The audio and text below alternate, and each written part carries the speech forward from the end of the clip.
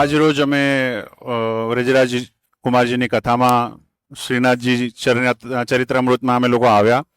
અમે કથા સાંભળી.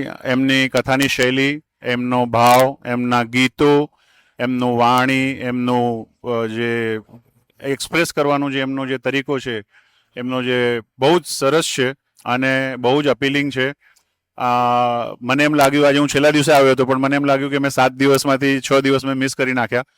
તો મને એમ લાગે છે કે દરેક વ્યક્તિએ, દરેક ભક્તોએ આ કથાને પૂરેપૂરી સાંભળવી જોઈએ, એનું રસપાન કરવું જોઈએ અને એમાં જે મહારાજશ્રી જે આપણને બોધ આપે છે એ બોધને જિંદગીમાં ઉતારી અને આપણે આપણી જિંદગીને કેવી રીતે સુંદર અને સારી બનાવી શકીએ એ આ કથામાંથી આપણને માર્ગદર્શન મળે છે. તો બધા વૈષ્ણવોને હરીશ સૂચકના જય શ્રી કૃષ્ણ.